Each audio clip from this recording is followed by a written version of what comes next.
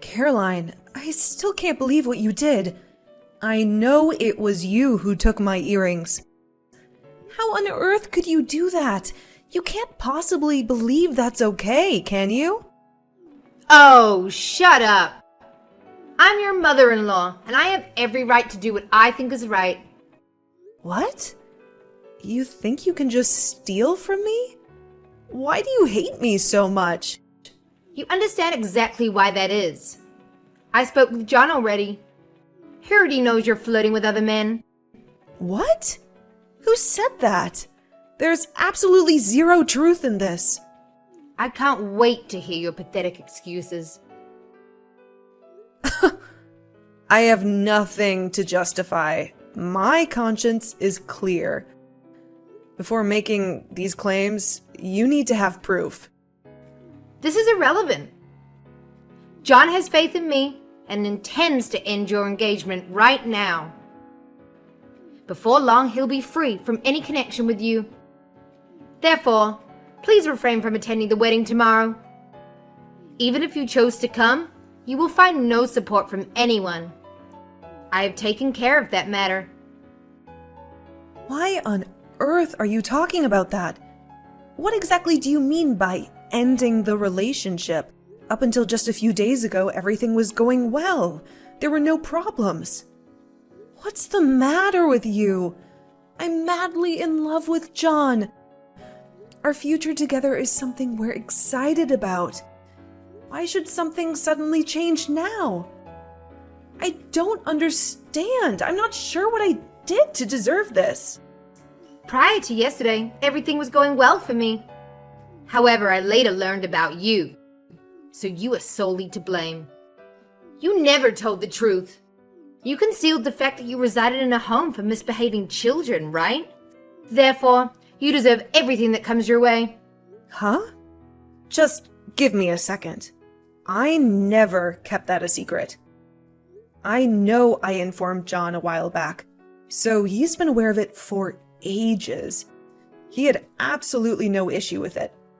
I'm certain he must have told you the same.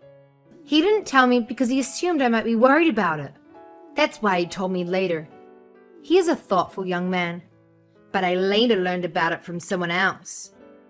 Honestly, I was completely taken back. You're practically a criminal. You can't justify yourself at this point. Do you think this is an excuse to attack me just because I grew up in a foster home? A reasonable person would not do that if they knew this information. Gosh, you are the worst. I advise you to mind your language, you little troublemaker. I have never engaged in any criminal activity throughout my entire life. This is coming from the person who has stolen my things many times before. At first, I couldn't find my earrings for a month until I accidentally saw them on one of your friends. Do you think that's normal? This is absurd. No one has the right to take my things without permission. I guess you have a point there. It wasn't right of you to deceive me, was it? That alone is enough reason for me. I didn't deceive you. Listen, I understand if you have any reservations about my upbringing. I've dealt with that criticism from people my whole life. If I don't take it into mind sufficiently, I apologize. It's past the point of no return. I won't tolerate your dishonesty. Naturally, after discussing everything with John, it was clear that I had to take action. John agreed that postponing the wedding is the wisest course of action.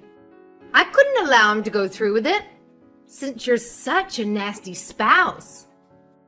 I know that John could only have agreed to this because you've lied to him. What kind of person would do that? You truly are an awful person. In my place, any rational mother would do the same. In any case, you're not required tomorrow. I'll tell everyone you cheated on my son and fled with another man if you decide to show up. The wedding will be terrible, even if you manage to con John into taking you back. I guarantee you that. Mark my words. Just stop it, now. Do you realize how many people you might offend by acting this way? I wouldn't be the only one. John would also find it difficult. Actually, it would be sabotage for the entire wedding ceremony. And that's great. Huh. Do you want to embarrass your own son on his wedding day? Is that your point? Oh, so that's your perspective, huh? As I've been repeatedly saying, your presence is not required. Clearly there's still a significant misunderstanding on your part. As long as you're absent from the wedding, we can continue with all the arrangements smoothly. If you genuinely don't want to create any issues for John, then it's best for you to stay out of this, just as I've been advising you. How will the wedding day actually go on without the bride? I've considered it, so don't worry. You know, there's this friend of John's who claims she'd always dreamed of marrying him. What is this nonsense? She is the adorable bride of a respected family, unlike you. Therefore, a new bride will be there on the big day to surprise everyone. I'm sure John doesn't even know about it. Doesn't it seem ridiculous to you? Oh, so you believe it's impossible, do you? The bride's family happen to be very affluent, and they have a close relationship with the owner of the wedding venue. I've already made all the necessary changes. This is just unbelievable. She really is the right person for John. No one will ever accept this. Everyone will be delighted. I can't believe it. John will be the happiest he's ever been. I'm telling you, sweetheart, coming here is a big mistake. You better not try to ruin his wedding day. I'll have security throw you out immediately. Additionally, I've already told the venue not to let any of your guests in. So believe me when I say that nobody at this wedding will care about the change of the bride. I have to say, I've never met anyone like you before. So John is stating that calling off the engagement is okay? I just want to be sure of that. Don't make me say the same thing twice. I'm a busy person and I don't have time for your meaningless chatter. Well, I wish you good luck. I appreciate it. You catch on faster than I anticipated, which is quite helpful. It seems you do possess a sharp intellect, despite your upbringing in a foster home. And naturally, you won't mention anything about the earrings, right? Why do you think so? If you talk about it, there will be consequences. I'll ruin your life. After all, you shouldn't have thought you were worthy of my son. So it's your fault. I can't believe you're saying that. Actually, hold back on telling John anything I just said to you. The bride's family will not allow this wedding to be spoiled. There's no turning back. They have connections to make your life really difficult. That's a threat. Why on earth did I hear that John had visited your home? What is he doing there? Don't tell me you spilled the beans to him. How dare you? He's ignoring me now. I should have known you would go back on your word, you miserable girl. If you mention anything, you'll pay for it.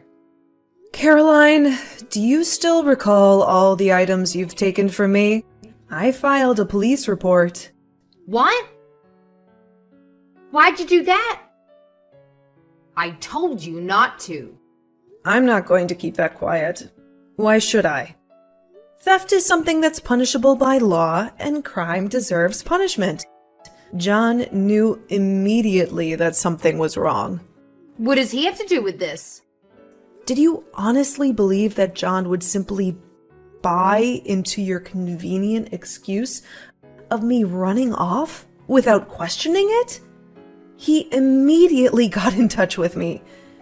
And when he discovered that you had already hired security and made arrangements to prevent my guests from entering, don't you think that raised some suspicion? Do you think that John is foolish or gullible? Both of us are extremely angry about this entire situation. That much is certain. But on top of that, John is feeling deeply offended. Oh my! Everything is crashing down. You're the source of all my problems, you little brat. What should I do now? I've upset my beloved son and he's ignoring me. Maybe you can ask the police when they're taking you to the station. What? What do you mean, police? However, there's no proof. You could just be staging a crime and making everything up. Why should the cops believe you? You're very attentive for such an old witch. I did a good job with my silver spoons that went missing the last time. And then we saw them in your kitchen. I have hidden cameras all over the house. I only use them because of you. You're joking. Do you really have cameras? Who installs cameras in their house anyway? You're crazy. That's normal. All of my friends have cameras. And it's a very convenient thing to punish people like you. Be sure that you will pay for everything you stole, according to the law. You can't do that. I'm John's mother. Are you seriously considering turning me in? How could you ever entertain such a thought? I can't believe you. Claire! Caroline, it's time to face the consequences of your actions. You've created this mess, and now you have to deal with it. John deserves to know the truth, and the law will decide what happens next. Well, well, well. Claire, it's been quite a while since we last spoke, hasn't it? What is it now, Caroline? I couldn't help but hear through the grapevine that you decided to tie the knot without even consulting me. Who do you think you are making such a monumental decision without my approval? As a result of your actions, I found myself being arrested and dragged into a legal court case. I certainly didn't deserve any of that. And it's utterly outrageous that such injustices are even allowed in this world. They sentenced me to probation, and needless to say, I lost my job in the process. You know, that cleaning business was my lifeline, my source of stability. And now, on top of everything, you went ahead and married my son, without so much as a courtesy call for my opinion. How much further are you willing to go to humiliate me, Claire? Tell me, where are you now anyways? I've heard whispers that you moved out of that old apartment. Answer me now! Don't think you can just ignore me and sweep this under the rug.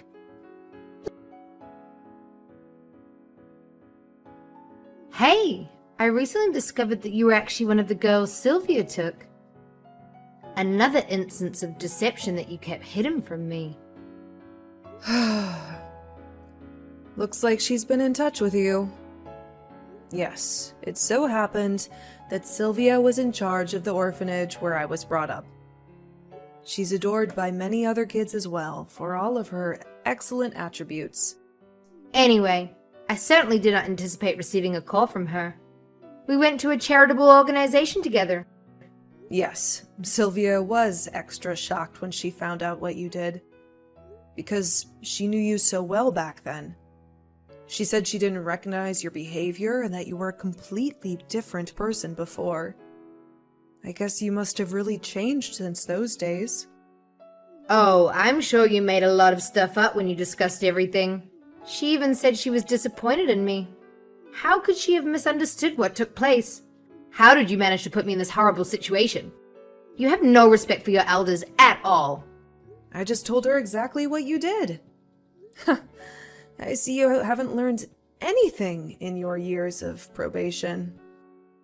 Well, there's nothing to be done for it now anyway. Against my better judgment, Sylvia talked me into accepting the fact that you married my son. So I'm on my way over to give you my blessing. What? What the heck is that supposed to mean? Sylvia quickly gave up your address when I had become a little too emotional on the phone, sobbing and pleading that all I wanted to do was apologize to you. She's a wonderful friend, and she's aware of your best interests. Sylvia really told you our new address? Oh yeah, who would have imagined that you'd be in Paris? What an amazing city. I can't wait to get there. Wait, what? This is some kind of mistake, Caroline. Hey, I've just arrived. Where is everyone? Come over here immediately. I want to relax before we head out for a city stroll. I'm quite exhausted, you know. I'm currently in the lobby, sitting and waiting for you. I've been waiting a while, so hurry up. Oh, and once we're done, I want to sightsee, so show me the finest spots. I'm sure you're familiar with them all by now. It must have been a long trip, but we can't go pick you up. It's simply impossible. Huh? Well, that's rude. I'll be in a difficult situation if you don't come quickly, so please hurry up. I only had enough money to cover my plane ticket to get here. I'm begging you, come pick me up. Hurry! First of all, why are you contacting me? Why didn't you contact your son? Because he's ignoring my messages. My own son. Can you believe that? How ungrateful of him. So I had no alternative but to get in touch with you, sadly. Oh, really? That's all you can say to me? You know, I could block you at any point. And maybe I should have already. John has already told me it's fine to ignore anything from you. You better not block me, so that you'll know when I arrive. In any case, my buddy Sylvia told me where you were residing. No, you couldn't just leave me without a fight. That shows she realizes I'm right. Sylvia agreed that you should come and make things right with me. I'm curious about it. It seems like she had a genuine desire to ensure my safety. You see, I informed Sylvia that if you were truly showing signs of remorse, she could give our whereabouts to you. We had already anticipated the possibility of you rushing over to see us, so she would have given us a heads up. I was slightly concerned when you contacted me unexpectedly. What are you on about? I don't understand what you're saying. This is all so tedious. Just get over here. Do you still not get it? Don't you see that even your old friend has totally given up on you? What are you referring to? Absolutely nothing you say is coherent. Come here right away. Caroline, we don't live in Paris. Don't be stupid. Sylvia told me everything. Yeah, well, we've never even been to Paris. What are you saying? You're telling me that Sylvia lied to me? That's right. But Sylvia would be the last person to do such a thing. She does really have a tender heart. She thus frequently displayed sympathy, even when it wasn't in her best interests, and has been really duped several times by people. But she continued to harbor a spirit of generosity in her heart. That's the kind of gentle person that Sylvia is. And from the time I was in her home, she always told me she wanted me to be a person who could show true gentleness to others too. That's how she raised me. So Sylvia couldn't possibly have lied to me about this. She's not the type of person to act that way. That's how I can be sure that in fact you're lying. After all, Sylvia gave me the money for the ticket. Yes. She mentioned that you pretended to cry and even pleaded with her for money to come here. However, she saw through all of it. She was really upset that she didn't realize the extent of your transformation. The airfare was given to you by Sylvia as a parting gift. Sylvia had hoped to provide you with a chance at a different life and to defeat the darkness within you. Ultimately, she told us that you showed no remorse whatsoever, which is why she refused to give you our address. Huh? What are you saying? I understand now that Sylvia has completely lost hope in your ability to change. She also mentioned how closely connected you were through charitable organizations and even more than that. Even if you had genuinely demonstrated remorse, I don't believe she would have disclosed my whereabouts. Well, you may have been her old friend.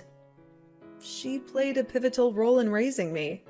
As I mentioned before, Many of the children who grew up in her home regard her as a mother figure.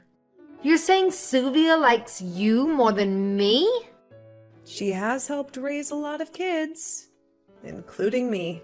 You're the kind of person who despises people like me.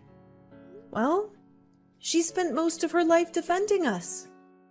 She won't likely give up her entire life's work for people like you, in my opinion. This is some kind of mistake.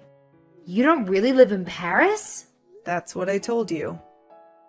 What should I do right now?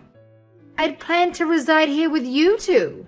I no longer have funds for travel or a hotel. I essentially have nothing. So you thought you could fly here without a penny in your pocket? Well, you must help me. After all, we are family, right? Are you there, Claire? I made the decision to block my mother-in-law, and it turned out to be a wise move. Now I don't have to endure her impulsive outbursts and insults. I encouraged Sylvia to follow suit, urging her to let go of the toxicity from her past and block Caroline as well. However, Sylvia maintained contact with her ex-girlfriend for some time. It was through her that I learned about the unfolding events. As it turns out, Caroline chose to remain in Paris and embark on a fresh start. Initially, she seemed genuinely committed to changing and improving herself. Sylvia, showing kindness, covered Caroline's room and board expenses. Despite Caroline's persistent promises to secure employment, it became evident that they were merely empty words. Instead of taking responsibility for her life, Caroline indulged in a lifestyle of partying at clubs and at restaurants. When her friend eventually ceased sending money, Caroline found herself unable to dig herself out of the hole that she had jumped into. While I feel a bit of sympathy for Sylvia, grappling with the loss of her friend, I consistently offer my support by emphasizing that life continues. I reassure her that even in the face of seemingly insurmountable challenges, there is always a way forward. It's crucial to appreciate life and find joy in the little things, because only then can we truly live it to the fullest.